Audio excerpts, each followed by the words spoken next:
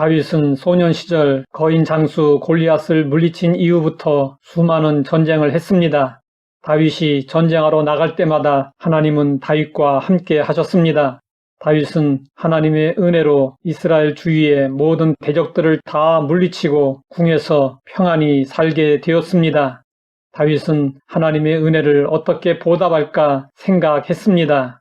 그러다가 성전을 건축하여 법궤를 성전에 모셔야겠다는 소원을 갖게 되었습니다. 다윗은 자신의 생각을 나단 선지자에게 말했습니다. 나는 백향목궁에 살거늘 하나님의 궤는 휘장 가운데 있도다. 나단 선지자도 다윗의 생각에 동의하여 말했습니다. 여호와께서 왕과 함께 계시니 마음에 있는 모든 것을 행하소서. 그런데 문제가 일어났습니다. 하나님은 성전을 건축하겠다는 다윗의 뜻을 받아주시지 않았습니다. 다윗은 은혜에 보답하려는 마음으로 성전을 건축하려고 했지만 하나님은 허락하시지 않았습니다. 그 이유는 전쟁을 하면서 너무 많은 피를 흘리게 했다는 것이었습니다. 하나님은 다윗을 통해 나라의 기초를 잘 닦게 하고 이후에 솔로몬을 통해 성전을 건축하려는 계획을 가지고 계셨습니다.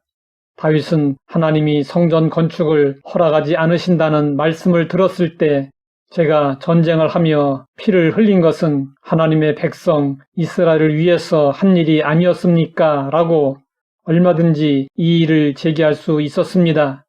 그러나 다윗은 하나님의 말씀에 그대로 순종했습니다. 우리가 하나님을 위하여 많은 일을 하는 것도 귀하지만 그보다 더 귀한 것은 순종입니다. 하나님은 우리의 순종을 가장 기뻐하십니다. 내가 하기 싫어도 하나님이 하라고 하시면 내 뜻을 접고 순종해야 합니다. 십자가를 지라고 하시면 싫어도 져야 하고 원수를 사랑하라고 하시면 싫어도 해야 합니다. 그리고 내가 하고 싶어도 허락하지 않으시면 하지 말아야 합니다. 그 일이 아무리 좋은 일이라도 하지 말아야 합니다.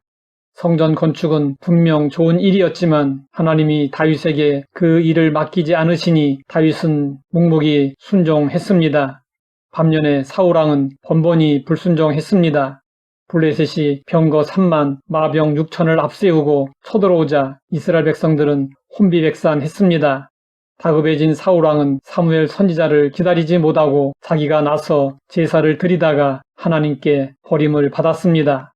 이후에도 블레셋과의 전쟁을 앞두고 답답한 마음에 신접한 자를 찾아갔다가 얼마 안 되어 전쟁터에서 죽고 말았습니다.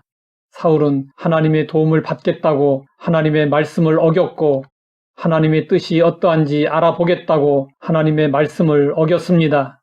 이렇게 번번이 불순종한 사울로 인해 주어진 유명한 말씀이 있습니다.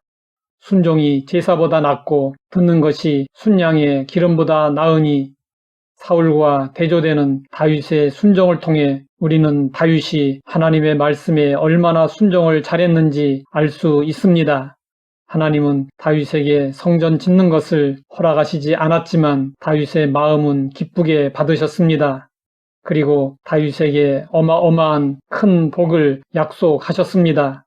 내가 가는 모든 곳에서 내가 너와 함께 있어 내 원수를 내 앞에서 멸하였은즉 땅에서 위대한 자들의 이름같이 내 이름을 위대하게 만들어 주리라. 하나님은 다윗의 이름을 위대하게 만들어 주시겠다고 말씀하셨습니다.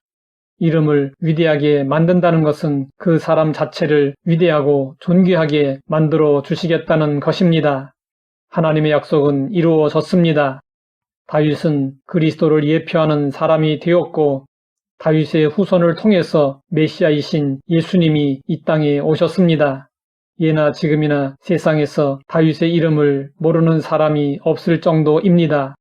하나님에게 순종한 결과와 불순종한 결과는 분명하게 나타납니다. 우리는 다윗의 순종을 배워야 합니다.